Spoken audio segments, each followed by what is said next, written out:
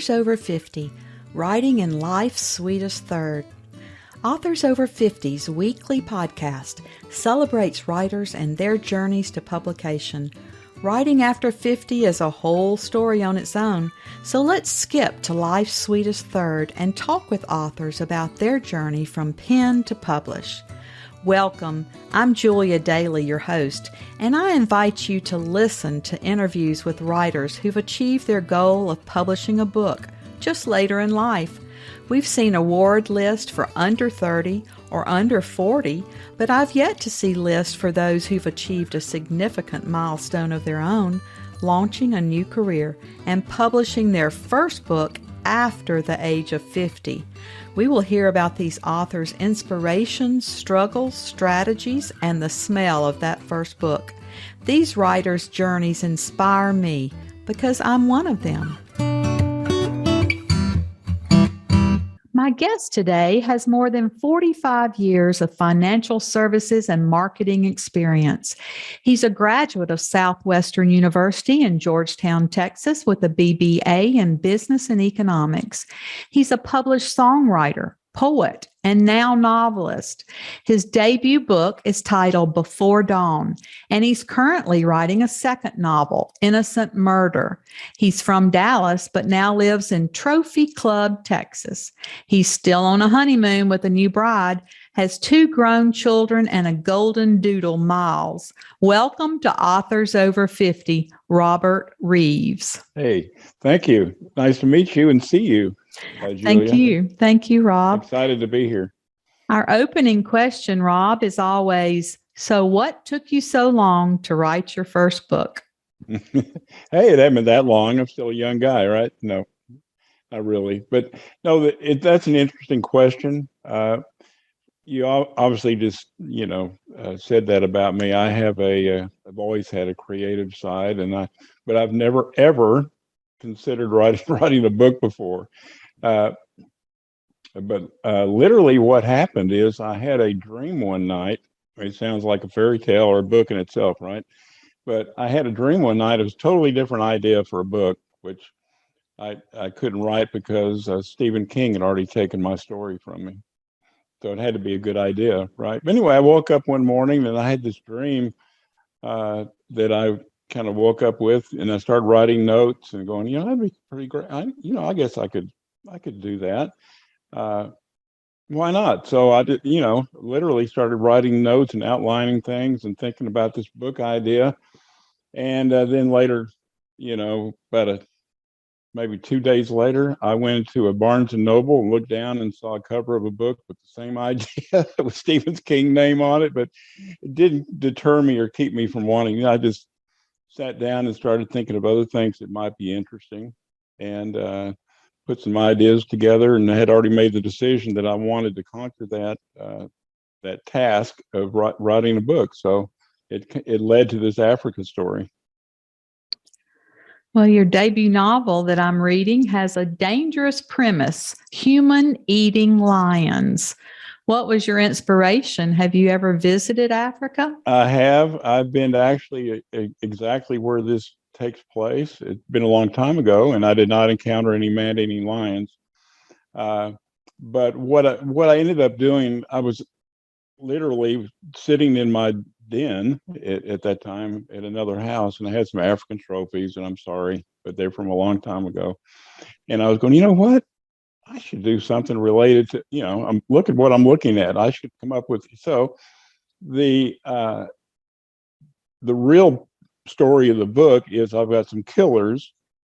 There's some killing going on, and the killers just happen to be lions. But the story is about finding those killers and getting, and doing something about it, and finding the right person for the job and all that stuff. So it's really a murder mystery without the mystery. You know who the killer is, but all the story is about finding the killers and then doing something about it. So I have been right to that area. I used maps I have an old map from like 40 years ago that actually shows the villages that I talk about and visit, and the distances are right, the weather's correct. Everything is as true and accurate as I can make it. So it's based on, actually being there. Well, it's so interesting. Once you knew you had to write this book, how did you proceed? Did you search for an agent? Did you decide to choose a hybrid, a small press, or did you self-publish? I started, like maybe a lot of us who've never done anything like this before, is I started Googling and reading, and I have I bought what's called the Writer's Digest, or, and kind of a typical thing, going to Barnes and Noble or some bookstore and get it, and I started researching. I really, truly didn't really know enough about it to even know how long a novel needs to be, needs to be. But, I wasn't going to let that keep me from doing it. But I got, oh gosh, 80,000 words, 60,000 words, 100,000 words. I guess I could do that. So what I did is I studied, and do I get a publisher? Do I get an agent? I bought some books. I Googled some books. I, downloaded numerous in my little Kindle app, and just studied. And I did start with, learning how to query publishers. And of course, one of the first things I realized on fiction, you can't just, you have to really have the book written. And oh, that's okay. I can't even really do much until I've written the book, or about to be through with the book, because that's one of the first questions they want. It's not a it's a fiction story. It's got to be written. So I started querying. I waited till I finished the book, which took a long time. But during that time, I took some courses and classes. I called people. I wrote letters to people. I Googled and wrote a bunch of query letters and whatever, and found out that no one was going to really talk to me. So I ended up with a hybrid. Very, very pleased that I did. They did a really good job, Fulton Books. And they led me, a lot of the way, but it was all research and persistence and just kind of figuring it out. Well, I've heard many actually authors talk about receiving this information about their book in a dream. And since your dream was already taken by Stephen King, did you dream again? How did you come up with the plot of your book? No, and that's interesting too. No, the dream and that not be able to write the book that I wanted to write just kind of led me. In my mind, I had already decided that I could do something. So the idea came again from just thinking about Africa. What would make that interesting? And I started with, okay, manning lions. Okay, well, that'd be kind of great. And admittedly, I mean, the book now is like 96,000 words, which is still a long novel. It was about 120,000. And I had just done way too much. For someone who didn't even know if he could get to 50,000, I was at 120,000. And I got some good advice from one of my query letters. I mean, when you do a query, you send out, it differs by agent or publisher, but in some cases it was 3 chapters, some cases it was a couple thousand words, sometimes it was, whatever. And I had a very nice lady come back with an idea saying, you know what, hunting stories and killing animals, and you got to be kind of careful with that, because you're going to be eliminating a lot of your possible audience. So I went back and edited, like I said, about 30,000 words out of the book, which kind of took a while to me mentally to be able to do that, because I'm going, man, how many hours, how many days? But I saved it. Maybe it could become a short story or something later or something. But I literally took out anything that was hunting related, and there's no real hunting except hunting for the killers, which would be like in any other James Patterson book or something else. You're reading about how to find your killer. And so I took out all that other stuff. So it's literally not a book of hunting stories. So anything I did out in the bush was related to either finding the lines or creating the suspense or letting the reader know what the area looks like.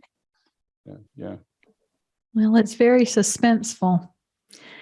Since you are a songwriter, Rob, are you already planning the song for your book adapted to film? Because I just saw that Taylor Swift wrote a song for Where the Crawdads Sing. Yes, and the answer is no to that. But I would be thrilled to do that, and that would be a thrill.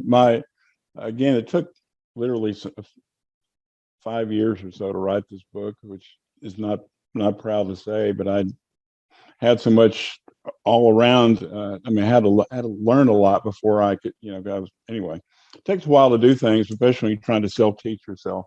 But my sister, who lives in Colorado, had always told me Tom Selleck needs to be he just needs to be a movie. Well, as it turns out, that the lead actor, the lead person would be too young for Tom to play, but I'd still be thrilled. The same thing happened for me. When I wrote my book, if I think back to when I wanted to write it, about 40 years ago, the actors and actresses were totally different characters than the ones who would play it today. So yes. That's your second book will probably happen a lot faster than your first. Yeah, I found that out. I now know, of course, a lot of little things a lot of big things that I didn't know then. So I'm purposely, and that's any new writer could get a head start by learning what I learned over the years that I wrote this book. You need to be thinking about your audience. You need to be thinking about what voice you want to write the book in, because some are more interesting than others, other ways to do things. And, locations, all that kind of stuff can make everything more interesting instead of figuring it out. So, yeah. Do you have a writing routine? Are you a morning person or a night person? I'm a morning person. Truthfully, during this book that we're talking about, because I have a full-time job. I still work pretty much full-time. So I have found, for me, once my day gets going and other people are contacting me about stuff and this and that, or my mind is now thinking about everything else I got to do, it's hard for me to sit down, because now I know I need to answer a couple of emails, but I really need to write 300 words or 500 words. I put myself on a regiment of, finally, when I was on this book. I have my own website where I was blogging every day, not the whole story, but part of the story. So I would make myself write 300 to 500 words so I could put it in my blog. And, even 300 words a day, a couple thousand words a week, now you're 8,000 words a month. So you could do a novel in a year if you just set the pace. And yeah, so now with the second book, I'm doing it in the mornings. I get up, like from 7 to 9 is my writing time. And then I'll let everyone else kind of take over after 9 o'clock. But now I've gotten stuff done and out of the way. Yeah. I really like setting a goal for words. And I took the NaNoWriMo challenge in November, the National Novel Writing Month. Did you really? Wow. Yeah. And that's 1,667 words every day. And that is difficult. Very difficult, but it will give you 50,000 words in a month that you at least have something to edit. Gosh, that's awesome. I took a writing course. Again, this whole adventure has been like, well, I don't know what voice it needs to be in. I don't, I never thought of that. I don't know. So I've taken several, but the master class, I guess, is the bigger. I mean, I've read some books too, but I did a James Patterson novel writing class, which is, of course, right where this book is, kind of fiction-wise. And he talks about outlining and pace and doing all this stuff. And my second book, which thank you for for mentioning that, came from that class, because in that, and I recommend that for anyone. It's they have you write like 1,000-word first opening chapter to kind of get an idea, and then build an outline of whatever from that, and from that you're off and running. So that's where a lot of my knowledge has come from taking master class and James Patterson and some stuff like that, which has been a big help. Yeah, classes have been online for the last couple of years, and it really makes it an easy thing to do, that we can, take classes from around the country. So that's very helpful.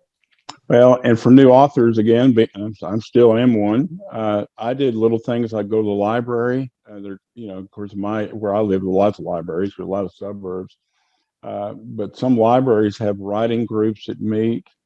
I Googled, online classes that I could take. I'm of course in Dallas area. SMU's got writing programs. A lot of universities do. But then I found master class that for almost nothing I could take from best-selling authors and get this wonderful teaching at my pace, and I could do it in the middle of the night if I want to. That's most helpful. Yeah. Why don't you tell us a little bit more about the premise of the book, and then read a few paragraphs for us so that we can hear your voice in the book? Wow. Okay. Again, the premise, I wanted it to be something murder related. So it's about 3 man-eating lions that are in the part I'm going to read here in a minute. Talks a little bit about that. But you got 3 man-eating lions that are attacking and killing, and we don't really know how many they have killed. There are several stories of some happening in the book that I talk about. And mention of others, but again, you're out in the middle of nowhere. You've got villages of Africans that are being killed, and the Kenyan government wants to do something about it. It's bad for tourism. It's bad for everything. It's, of course, just bad for the population. It's killing people, their citizens. So they end up hiring and asking our lead character. His name is Dr. Charles Henley. He goes by Bwana Kifaru, which is Swahili for Mr. Rhino. This is where it starts getting interesting. We've got an ex-wife who's also a Dr. Henley, but she's a veterinarian at the San Diego Zoo in San Diego. He is a doctor of biology and botany, so he's ex-professor. The Kenyan government comes to Meredith, his ex-wife, to ask him, ask Bwana Kifaru or Charles Henley if he will help capture or get rid of these man-eating lions. Anyway, so that brings his ex-wife in and daughter Claire.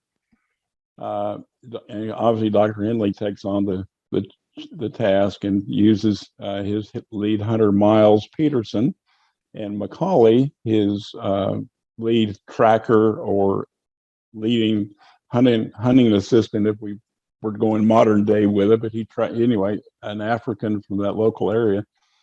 And the 3 of them go off and search and find and hopes, and a lot of things happen along the way. And the government wants them sent to the zoo in San Diego, bringing in Meredith Henley to research and find out why in the world a lion goes from being a normal lion to being a man-eater. What makes a lion a man-eater? So that's what the whole study is about. So that the intent of the book is to capture and send them to San Diego Zoo. And you'll have to read to find out if it works or not. So, but no innocent lions were killed in the writing of this book or any other animal. So, well, read for us and let us hear it. Okay. This is just early in the book. I mean, if you read, if you start going through it, and I know you have, there's many suspenseful, and some of them are more, we're talking about man-eating lions here. So it's little gruesome. Some places I'm not reading the gruesome part, but it's got to be realistic. I did realize all the way through this. I have a 94-year-old mother, and I knew that my mother would be reading this probably, and so I got to be careful what I say and what I do. But it's got to be realistic. So anyway, this is actually chapter 3. We've got Dr. Charles Henley actually on a safari. We're not going to go on safari with him, but this is how the lines are introduced part of the way in the chapter 3. It's 5:10 a.m. I am startled awake by the loud squawk of my two-way radio. It is the Kenya Game Department. I am given the horrendous news that a pride of 3 man-eating lions has been discovered. They are on a killing spree and are very close to our present location. It's the last few days of May, and this is the second week of the 2-week safari of our 3 guests from Indiana, Tom Wilson, Brett Jackson, and Dan Jenkins. My lead professional hunter, Myles Peterson, is with us. We are hunting on a private ranch in the southwestern area of Kenya near the town of Maghor, which is just west of the Masai Mara Game Reserve and barely north of the Tanzania border. Having just received the alarming news of the nearby man-eaters, I am unable to return to sleep. What do I do? How do I handle this? How do I protect my clients and staff? It is 1 hour before dawn. The morning silence is shattered by the sound of animal cries, a woman screaming, and a rifle blast. Oh my God, no, no, no, I scream, jumping from my bed. I throw on my trousers and boots, grab my open sight 375 and run outside, not knowing what I am about to encounter. I can tell that the gunshot came from around the area of the dining tent. Myles is running toward the campsite, right toward the gunshot. What is it? He yells at me. I don't know, I yell back. And through the darkness, we see Macaulay waving his arms and running in my direction. It's okay now, he says, as he reaches me out of breath. Clan of hyena, get in pen of chickens. We bring on hunt. They kill 3, but I shoot at hyena. Me miss, but all run away, he adds. Was that our cook, Jaji, screaming? Is she all right? Yes, Bwana. When I hear noise, I make her stay inside. She's scared. She screamed. Me think Simba, Bwana. Well, Rob, I was going to take some grandchildren to Africa for their senior trip, but you've given me pause about doing that. Well, I have, there's been some promotion going on now as far as trying to get some book sales, and I don't even know exactly how it's all turning out. But when the book first came out, I have, of course, friends on Facebook and college buddies and high school buddies and business buddies and all that, and male and female. And my daughter put a little thing out on Facebook. So anyway, some sales happened and people started reading it. And I've had numerous people say, okay, I'm not, there's one little scene where a guy is changing a tire in the Masai Mara Game Preserve and the lions come out of the grass and grab him. So I've had comments like that. Well, I can't sleep. I've heard that story about a lion grabbing me coming out of the grass. Well, stay out of the tall grass. Well, you made it very realistic, and that's what you wanted to do. Yeah. Speaking of publicity and marketing, you have a background in that. Have you found anything that works or maybe that didn't post-publication? What have you been doing?